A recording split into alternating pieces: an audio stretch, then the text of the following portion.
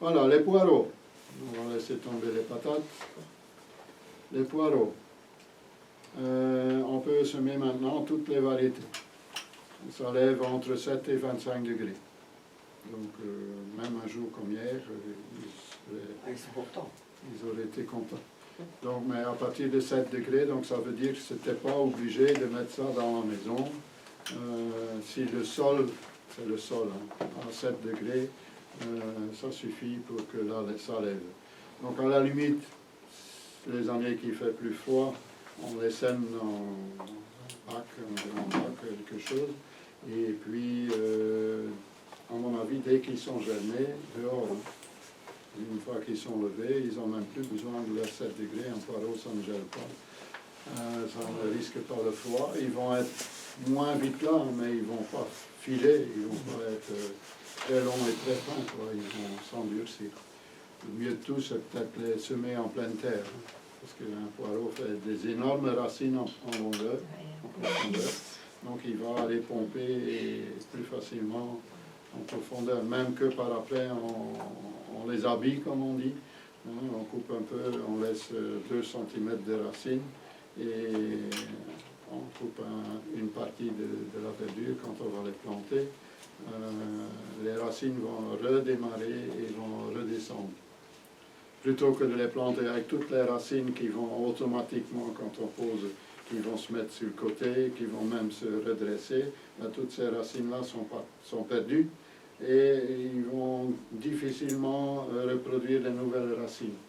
Tandis que quand ils ont été coupés, laisser 2 cm de racines facilement quand même, là ils vont émettre des nouvelles racines qui vont directement descendre dans le sous-sol. C'est ça qui est important pour l'humidité en hiver, en sécheresse en été. Voilà, un poireau est très gourmand aussi. Très vite attaqué aussi par la mouche, par la teigne. Donc il y a maintenant 2 insectes qui attaquent les poireaux. C'est pour ça que je dis un filet anti-insectes, c'est presque indispensable. Hein, pour avoir du beau poireau qui n'est pas attaqué. Et encore. Il faut déjà presque le faire dès qu'il est levé, parce que les pontes peuvent se faire assez facilement. Ce qu'on faisait longtemps aussi, c'est de les endurcir. Il ne faut plus faire ça à l'eau de javel. Je sais bien que dans le temps, on mettait un peu d'eau de javel dans de l'eau et on les laissait tremper un petit peu avant de les planter ou de les repiquer. Ça, l'eau de javel tue tout. Donc, ça ne tuait pas le poireau, mais il n'avait pas le temps parce qu'il ne restait pas des jours et des jours. Mais ça, c'est plus à faire à mon avis. Donc ce qu'on faisait, les anciens aussi faisaient déjà ça, c'est les enlever, peut-être pas les habiller tout de suite, on peut les habiller tout de suite aussi. Dans le commerce, on les vend comme ça parfois aussi, hein. Les bons commerces. Maintenant, c'est tout dans des barquettes qu'ils ont levées comme ça, et ils les vendent dans la barquette, mais chez les gens qui vendent un peu pour les jardiniers, souvent on les trouve en petites bottes, dans un papier journal ou autre. Et ça, le poireau est content de un petit peu avoir du stress. Il se renforce plutôt que de s'affaiblir. C'est exceptionnel. Il ne faut pas essayer de faire ça avec des salades ou des choux. Ça marchera, le chou un peu plus costaud, mais ça ne marchera pas. Tandis que le poireau, lui, oui, il est volontaire, il va redémarrer et il va être un peu plus costaud. Voilà, un peu élevé à la dure, comme certains enfants, qui sont peut-être par après aussi ceux qui vont élever leurs enfants à la dure. Mais bon, les poireaux ne les dérangent pas, au contraire. Tandis qu'un chou, par exemple, aime bien être repiqué une paire de fois. Mais il ne va pas apprécier d'avoir fané. Il va un petit peu laisser pendre un peu ses feuilles. Ça, c'est pour se protéger pour l'évaporation. Mais il aime bien, un chou aime bien d'être repiqué. 1 fois, 2 fois, même parfois 3 fois. Mais il n'aime pas rester dans un godet. On peut les repiquer dans un godet, hein, et il faut au moins un godet de cette taille-là. Mais laisser trop longtemps là-dedans, après on n'a plus des bons résultats. Donc on peut le repiquer au départ, et dès qu'il commence à être un peu plus grand, en pleine terre, c'est ça l'idée. Voilà pour les poireaux. Bon, il y a bien sûr les variétés. Il y a des variétés d'hiver, des variétés d'été, des hâtives, des variétés toute saison. Là, il faut un peu regarder dans le catalogue et choisir un peu. J'ai expliqué ça il n'y a pas si longtemps que ça. J'ai expliqué ça. Ouais, ouais. Donc Ouais, toutes les mais bon, variétés. tout le monde n'était pas là. C'est- Il faut toujours 50 rappels avant qu'on commence à retenir la moitié de ce qui a été dit. Ici encore, jeudi passé, quelqu'un qui me dit oh, c'est pas vrai, hein, il dit que l'ail des ours, il y en a encore là à disposition, que l'ail des ours c'est toxique, hein, c'est du poison. Ah, et à écouter la moitié de l'émission, c'était sur l'heure de midi, hein, c'est parce qu'ils ont dit ne mettez pas avec le muguet parce que les feuilles se ressemblent très fort. Si vous coupez, le muguet c'est mortel, vous allez vous empoisonner. Mais il n'y a pas tout écouté, quoi. On a entendu, ça va vous empoisonner et c'était la panique. Bon, c'est pas vrai, hein, qui dit c'est pas vrai, hein, j'en ai déjà mangé. Ben, je dis non, c'est pas l'ail des ours qui est mauvais, c'est s'il est mélangé avec d'autres plantes qui sont éventuellement toxiques. Donc là, on sent très bien, hein, quand on coupe une feuille, déjà tantôt il y a un autre Christophe qui était rentré, il en avait mangé au jardin, lui quand il arrive, il goûte à tout, et il dit bonjour à Rita, elle dit t'as été dans l'ail des ours, toi? Non, il dit j'en ai mangé, il dit je le sens. Donc on ne peut pas se tromper, hein, et une fois qu'on connaît vraiment, et surtout ne les mettez pas l'un à côté de l'autre. Hein. Si vous avez du muguet, moi je cultive le muguet dans des grands pots, parce que le muguet aussi c'est assez envahissant. Et dans les grands pots, ben, je le rentre, comme maintenant, cette année-ci il ne faut pas parce qu'il fait chaud. Et j'ai souvent déjà du muguet en fleurs avant le 1er mai. Hein. Donc je le rentre un peu dans ma serre froide, il avance beaucoup plus vite. Là il est déjà en bouton. Hein. Et puis au lieu d'aller acheter un brin, je mets un pot dans un petit cache-pot sur la table. On a un gros bouquet de muguet qui sont terriblement beaux. Attention avec le muguet, hein. Même si vous l'avez mis dans un verre ou quelque chose comme ça, si après vous le jetez, vous videz par le verre et il y a un enfant qui le boit, c'est très dangereux. Hein. Donc faites très attention avec ça. Beaucoup de fleurs sont toxiques. Hein. L'eau des narcisses, c'est dangereux aussi. Oui, oui, il y a beaucoup de fleurs Pour qui, les animaux, pour les chats. quand on vide un vase, ou surtout si c'est dans un verre, le muguet c'est petit, donc parfois on met dans un grand verre parce qu'on n'a pas un vase à déco. Il faut tout de suite vider et bien laver le verre. Voilà. Mangez pas le muguet. Les semis d'oignons de garde, c'est urgent. Donc c'est le moment. Disons que maintenant, ce qu'il y a cette année-ci, c'est qu'on est embêté par la pluie. Il y a beaucoup de terrains qui sont difficilement travaillables. Je ne sais pas si ça se dit travaillable, mais vous avez compris. Voilà. Mais on peut aussi les semer hors sol, hein. Donc dans une barquette et même dans les alvéoles, etc. Ils aiment bien pour lever quand même une terre qui est à 15 à 20 degrés, donc déjà dehors, il faudra quelques jours de soleil. Ça pourrait aller parce que le dessus du sol réchauffe vite. Hein. Le dessous sera peut-être pas à ces températures-là, mais avec des températures comme on a eu hier. Et le sol garde un peu comme le pierre réfractaire, hein, il garde la chaleur. Donc et les pluies, ça nous donne l'impression que c'est froid, mais souvent il passe déjà des couches d'air, parfois froid, mais parfois chaud aussi, donc il réchauffe aussi le sol. Voilà, donc il faut 10 à 20 jours pour que ça lève quand même. Et ça c'est parfois aussi le problème des gens qui n'ont pas la patience. Hein. Ils disent ouais j'ai semé, ça n'a pas levé. Mais certaines graines mettent longtemps. Hein. Donc dans le catalogue, c'est souvent indiqué par variété un peu combien de temps, à quelle température et tout ça. C'est pour ça que le catalogue, ça c'est vraiment un outil indispensable.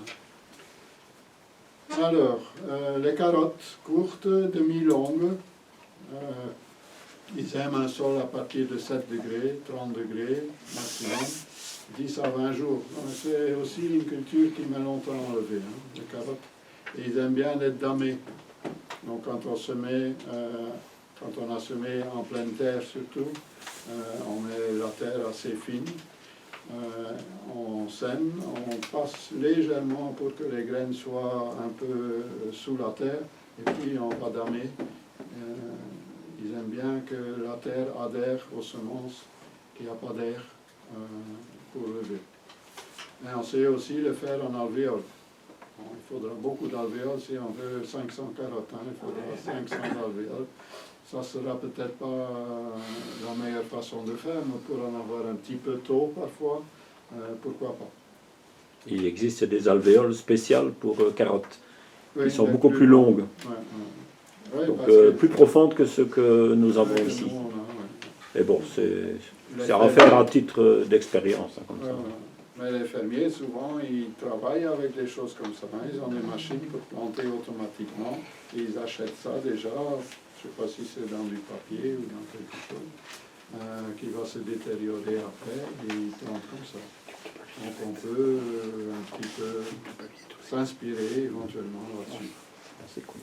On peut une fois voir, peut-être qu'on sait, certainement qu'on sait avoir des alvéoles aussi plus hauts. Hein. On va regarder dans ce qu'ils nous proposent, quitte à en acheter qu'un petit peu pour celui qui vraiment veut essayer ce genre de choses. Ça pourrait servir aussi aux chicons. Hein. C'est aussi une culture un peu de la même façon que les carottes, mais les chicons, c'est pas le moment. Hein. C'est à partir de mi-mai. Début mai, mi-mai, pour semer les chicons. Hein. Donc ça c'est trop tôt. Les chicons, c'est le witlof, les endives qu'ils disent en France. Nous, l'endive, c'est plus une salade un peu frisée. Mais pour les Français, les endives, ce sont pour nos chicons. Donc les carottes, on peut aussi semer en serre froide si on a trop de place dans sa serre. Ça marche aussi. Mais les carottes à garder pour l'hiver, il faut encore attendre un peu. Ce sera une des prochaines éditions de mes cours. Donc ici, c'est les courtes et les demi-longues. Les courtes, c'est court. Donc je trouve que les demi-longs, c'est quand même plus intéressant. Même dans les barquettes qui vendent en jardinerie, hein, parfois, c'est des petites boules comme ça. Quand tu as soufflé 2 fois dessus parce qu'ils sont trop chauds, tu n'en as plus parce qu'ils se sont envolés. Une demi-longue, même à la limite, pourquoi pas une longue, hein, et la manger plus jeune, quoi. Donc, les courtes, je ne suis pas très pour, mais bon, chacun il fait comme il peut. De toute façon, je ne verrai pas ce que vous faites chez vous, je ne viendrai pas vous voir pour voir ce que vous avez fait. Hein. Les betteraves potagères. Il est temps, et pas trop tard du tout, donc on peut encore en semer plus tard aussi. Donc il y a plein de variétés qui viennent d'arriver. Il y a des toutes nouvelles sortes. variétés. C'est pas des nouvelles, mais c'est des variétés qu'on n'avait plus. Monique elle a fait très fort et travaillé beaucoup surtout pour trouver encore beaucoup de sortes. On a encore relevé au moins 50 variétés qui vont être, pas des betteraves, hein, mais de toutes sortes, surtout des laitues et tout ça aussi, qu'on avait presque plus ou plus, même dans les haricots, ça diminuait fort certains. Par exemple, les orteils de fraîcheur, pour l'instant c'est épuisé, mais ça va être recommandé, espérons qu'ils en ont encore. Voilà. Donc les betteraves potagères, les cébettes, c'est un oignon qui pousse comme un poireau un peu, qui peut être vivace. Donc on coupe, bien sûr s'il est vivace on ne va pas tout tirer, on coupe et il repousse, il fait 2 fois, parfois 2 ans, 3 ans, beaucoup plus que ça je pense pas. Les ciboules, les ciboulettes, aussi la ciboule aime bien être déplacée quand on en a. Elle s'empoisonne un peu elle-même, la ciboulette aussi, hein. La chinoise est plus résistante à ça. Disons qu'ils émettent tellement de sécrétions pour éviter qu'il y a d'autres plantes qui poussent en concurrence autour d'eux, qu'à la longue, ils s'empoisonnent elles-mêmes. c'est étonnant. Donc, c'est un légume pas très intelligent, à mon avis. On met la ciboulette de Chine, c'est bon. Et la ciboulette de Chine, elle est très bonne et très belle aussi, hein, parce qu'elle fleurit deux fois, des fleurs blanches, un peu dans le style des ailes des ours. Là, les fleurs sont ouvertes là-bas sur la table. Et ça peut tenir, je dirais même jusqu'à 10 ans au même emplacement. Tandis que les ciboulettes ordinaires, déplacer tous les 2 ans, un petit peu démarier, garder les contours pour les plus jeunes plantes et planter ça, soit remplacer la terre où ce qu'elle poussait et la mettre ailleurs au jardin et ramener de la terre d'ailleurs au jardin, soit la planter ailleurs, quoi. L'ail des ours, on peut la laisser à la même place. Ah, l'ail des ours, c'est du cruau très bénéfique, mais ça pousse horriblement vite une fois que c'est installé. Ah oui, mais bon. Mais c'est très intéressant. Je fais de la soupe avec. Ah oui, il fait de la soupe. Hein. Et si on ne laisse pas grainer, Tu vas voir. si on laisse pas grainer, ils ne vont pas aller s'essaimer partout parce qu'ils collent, les semences collent en dessous des chaussures et on en transporte C'est ailleurs. comme des insectes. Voilà. Mais bon, ici c'est la pharmacie des arbres fruitiers, hein, l'ail des ours, parce que les sécrétions de toute la famille de l'ail et des poireaux, etc., est pris. Donc, une plante absorbe et émet aussi, comme nous. On absorbe et on émet. Oui. Ben, les plantes aussi. Donc, ce qu'elle émet est un antifongicide, donc un anti-champignon. Donc, aide à lutter contre les champignons. C'est pour ça qu'il faut en mettre un peu près des rosiers, quand on a souvent le blanc sur les rosiers et tout ça. Donc, voilà.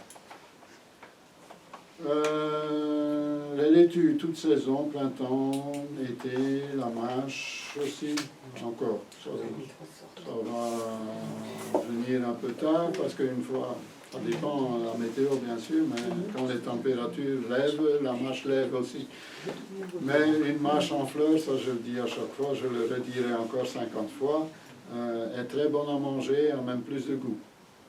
Elle commence à monter. L'aspect est peut-être pas aussi joli, mais donc une mâche maintenant, si on en sème encore, mettez-la à l'ombre, parce que ça va moins vite chauffer.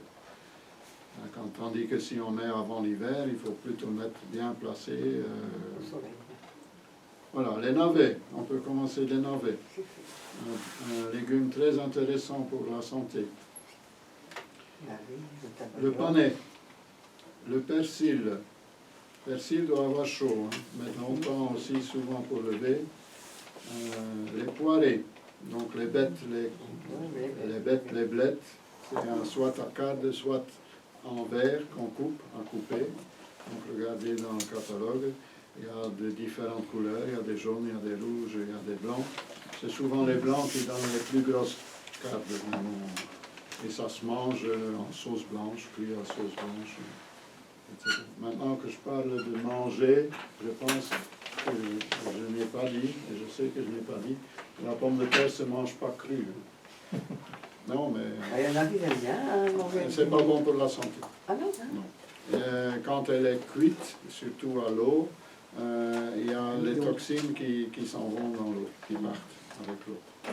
Donc, même pour les animaux donc aussi. Hein. Et surtout pas les pelures de pommes de terre aux animaux. Hein. Ou bien cuites, ou bien pas du tout. Hein. Parce que même à la longue, si vous donnez des pommes de terre crues, aux lapins par exemple, ben, ils feront plus de petits. Ça va stériliser à la longue. Oui. Même les chèvres, hein, c'est pas à faire ça. Voilà, donc il faut les cuire. Pour nous comme pour les animaux. À l'abri, on va semer des céleris. Bon, le céleri vert, pas coupé, là, lui, il pousse n'importe où, n'importe quand, ça c'est pas un souci. Mais le céleri à côte et le céleri rave surtout ont besoin d'une certaine chaleur pour lever en tout cas. Et après, ils doivent avoir des bonnes conditions. Et un céleri rave qui a eu un arrêt de végétation à cause qu'il a eu soif, c'est surtout le soif ou trop froid, ne va plus donner des bons résultats non plus. Il va continuer à pousser, mais on n'aura pas une belle boule. C'est déjà difficile pour avoir des beaux céleris. Ça dépend des terrains. Et ça dépend parfois de l'emplacement du jardin. Moi, j'ai un endroit où ça marche bien, d'autres endroits où j'ai pas grand-chose. Donc, c'est un légume assez gourmand, qui est gourmand en eau et en nutriments. Le fenouil, c'est aussi le moment encore de semer du fenouil. La ficoïde glaciale, ça c'est le fenouil, et la ficoïde c'est à l'abri, c'est-à-dire un endroit pas nécessairement chauffé, mais une petite serre froide, une couche, une véranda, quelque chose comme ça, c'est l'idéal. Ou même une mini-serre, hein. Si on n'a pas une grande serre, on peut se débrouiller avec ce genre de choses. Hein. Alors, vraiment à chaud, à partir du 15 avril, donc ici, les melons pouvaient déjà être faits avant. Hein. Bon, c'est encore le moment de faire des melons, des pastèques, et surtout les courgettes. Concombres. Donc ça c'est au chaud, et à peu près 3 semaines à 1 mois avant le 15 mai, qu'on pourra les mettre en pleine terre, sans avoir des risques de geler. Donc c'est aussi un légume qui se met à 18 à 20 degrés pour lever.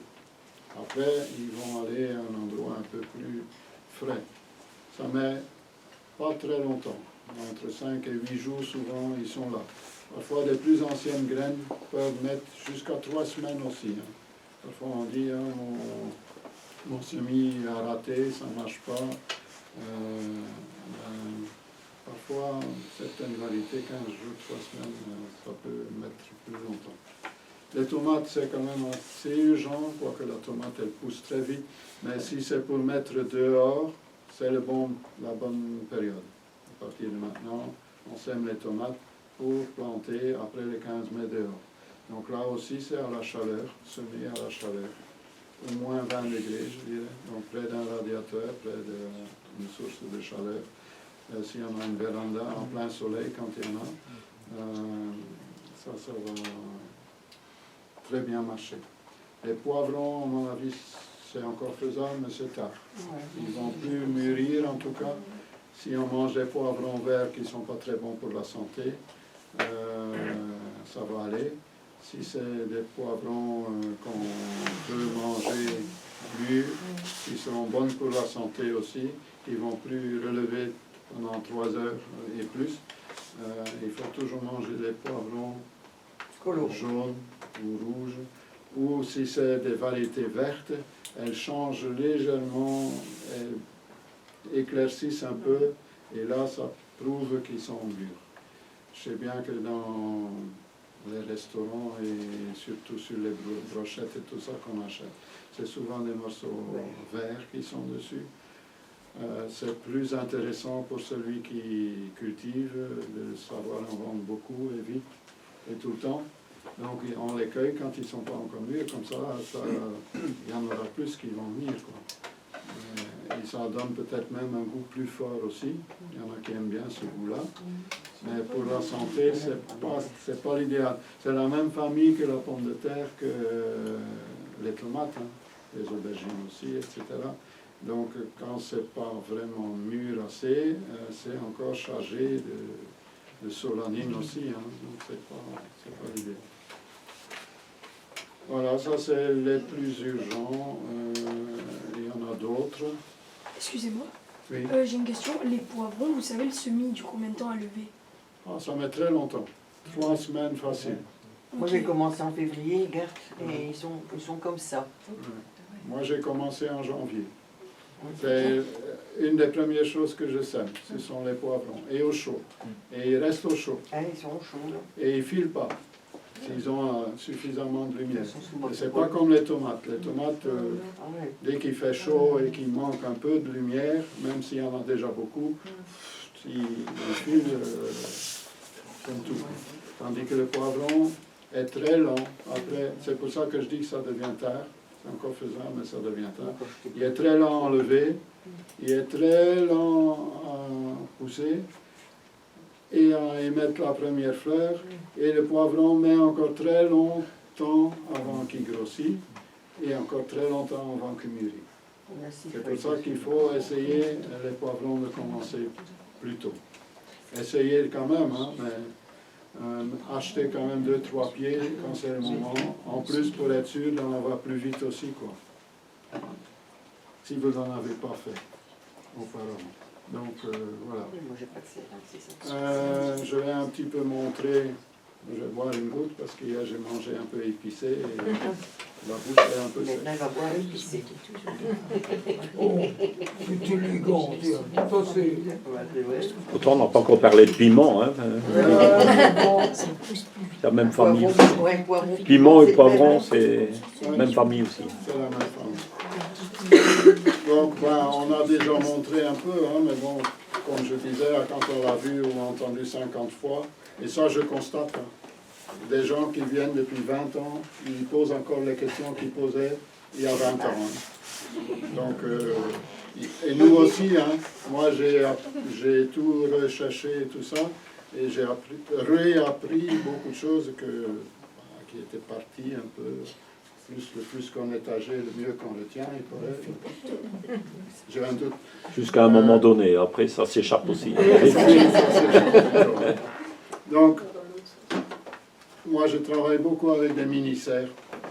Tu as mis un truc dans le fond. Oui, donc je mets toujours un textile. Ici, c'est une récupération de ce qu'on emploie pour ce que les jardineries mettent par terre pour déposer leur peau. C'est comme ça que j'ai su récupérer.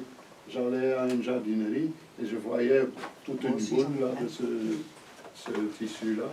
Je dis, tu vas acheter ça? Bah oui, hein, il dit, il y a des déchirures. Et pour eux, il faut absolument que ça soit clean, que ça soit propre et Efficace. donc chaque année, il dit, on met un nouveau. Mais ça se vend aussi, mais ça coûte quand même cher. Hein. Quand on met en peinture, là, c'est la même chose. Hein. Donc il y a un plastique en dessous qui tient un peu le tout ensemble et c'est les récupérations de tissus qui font ce genre de choses. Donc, et pourquoi? Parce que un tissu, ça s'imprègne d'eau. Donc si mon bac est comme ici, légèrement de travers, le tissu va prendre l'eau et celui qui est là va avoir un peu moins que celui-là, mais il va avoir de l'eau aussi, l'humidité tout au moins. Comme il y a des trous dans le fond de ces alvéoles, hein, ça va poser là-dessus, sur l'humidité, et au moins il va être sauvé. Par capillarité, ça va. Par capillarité, oui. Voilà. Et notre apparence, ça va être Donc, aussi. maintenant, on s'est travaillé. Ben, ici, je vais parler surtout des courges, hein, des semis des courges. Bon, soit on prend un pot minimum de cette taille-là. Une courge, un melon, une concombre, un cornichon, même pas d'être transplanté à racines nues, c'est-à-dire avec la terre dans laquelle il a poussé, doit absolument rester sur ses racines. C'est un développement surtout pour les courges et les courgettes, même les autres, qui est assez important. Donc ça émet beaucoup de racines. On ne sait pas les mettre dehors ou en serre froide avant début mai. Et on aime bien hâter un petit peu pour en avoir assez vite. Donc on va semer ça, et ça a besoin de chaleur en plus pour lever. Hein, donc mettre dehors, c'est semer après le 15 mai. Donc là, on perd déjà un mois. Donc si on sait le faire maintenant c'est le moment idéal. Il leur faudra une semaine pour lever et ils auront encore au moins 15 jours. Donc c'est à partir de maintenant. Ça peut encore attendre. Si vous n'avez pas les conditions, vous pouvez encore attendre jusqu'à même fin mai, début juin. Et il y en a qui sèment encore des courgettes en plein été, hein, parce qu'ils pensent que leurs courgettes sont crevées, parce que les feuilles sont devenues toutes blanches et toutes moches. Mais une courgette repart. Après, elle fait une deuxième récolte. Donc, mais si vous ne voulez pas que vos voisins ou que vos visiteurs ils voient qu'il y a des feuilles un peu moches, vous pouvez en ressemer une deuxième fois et refaire une autre culture. Ça n'empêche pas. Donc maintenant, pourquoi ça c'est intéressant et il y a un inconvénient aussi, c'est que ici, on sait en mettre beaucoup sur un même emplacement. C'est à l'intérieur, on n'a souvent pas beaucoup de place. Encore les poivrons qui sont là, les tomates qu'on rentre, qu'on sort, qu'on rentre, qu'on sort. Et bon, il faut quand même que madame ou monsieur il y ait encore un peu de place pour manger sur la table aussi. Donc pour ça, c'est intéressant de travailler là-dedans. L'inconvénient, c'est qu'il faudra par après les mettre dans un plus grand pot dès qu'ils commencent à avoir une vraie petite feuille. Ou bien il faut déjà que c'est le moment qu'on puisse les planter en place. Voilà. On peut prendre des alvéoles un peu plus petites. Moi, j'aime pas trop les petites Pour les alvéoles. concombres, Hein? enfin, pour les courgettes, Ouais, ça c'est bien. c'est bien. C'est le plus gros, je pense. Hein, de ceux qu'on a. Les petites, ça c'est bon pour les Ouais, salades ouais, et compagnie. les petites, ça c'est beaucoup trop petit pour ce genre de Les choses. concombres, les cornichons, Voilà, c'est donc, une crème aussi. Les cornichons, c'est des ici, j'ai pas parlé de ça, donc il y a le moment aussi Là-dedans. de semer les doliques. Donc les haricots Ah, kilomètres. oui, Hein, ça aime bien la chaleur. C'est comme un haricot, c'est très long. Soit on fait un tour de l'assiette, ou soit on coupe un morceau. Ça a un petit peu le goût de l'artichaut. Entre l'artichaut Et l'asperge verte. L'haricot. Et l'asperge. L'asperge, oui, un goût comme ça, un peu tendre, comme ça. Voilà. C'est la première année que j'avais essayé. Ça a donné des résultats, mais pas autant, je trouve, que les haricots. Et ça donne quand même, on voit bien. Hein. Bon, ça c'est une paire qui sont restés là, que je vais réutiliser pour faire mes semences, qu'ils ont resté tout l'hiver dans ma serre. Ils étaient là. Et ça doit être mangé jeune aussi, je Oui. trouve. Parce que quand c'est un peu passé, on ne sait pas faire des haricots. ouais, ça devient dur. C'est petit, hein. Les haricots qui sont dedans sont quand même relativement petits. Hein. Ici, c'est des escargots sûrement qui ont été broutés un petit peu, tu vois. Bon, il y en a qui sont un peu plus gros que ça, mais c'est petit quand même pour faire des haricots secs. Mais il faut en laisser sécher pour avoir des semences. C'est un peu la grandeur du haricot mungo, là. Je ne sais pas si vous connaissez. Le haricot à faire germer, là. On a plusieurs variétés. Soja vert, on appelle ça aussi. Mais... Il y a En fait, des c'est l'haricot. variétés ici derrière quelque part. Et il y a une boîte avec ceux-là. C'est les plus longs, ceux-là, avec les haricots là aussi. Et donc on est début octobre et je vous présente une plante un peu bizarre, un peu inhabituelle dans nos régions. Voilà, c'est ici la dolique. Bon, ici j'ai planté assez tard dans la serre, donc forcément je risque de ne pas avoir beaucoup de récoltes, mais voilà, j'ai quand même, voilà, je peux quand même vous montrer deux doliques. Donc un peu ici pour les montrer un peu mieux. Voilà, voilà, vous pouvez voir, voilà ça démarre là à un endroit. Voilà. Voilà, et elles font déjà, bon, ben, 40, 50 cm de long. Voilà. Donc, on appelle ça aussi le haricot kilomètre. Donc, c'est assez ferme, donc c'est à récolter maintenant et à les cuire un peu comme les haricots verts. Voilà, je vais un peu récolter ça tout à l'heure. Et je vais les préparer pour ce soir, donc cuites à la vapeur. Je vais essayer à la vapeur. pour garder un maximum de goût. Et bon, on appelle ça dolique asperge, donc apparemment ça aurait un petit goût d'asperge. On verra tout ça lors de la dégustation.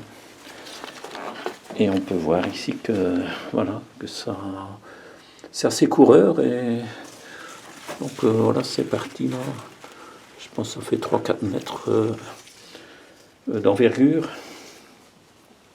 Donc j'avais espéré les faire pousser un peu le long des cannes de Provence ici. Ben voilà, c'est un peu ce qui se passe ici.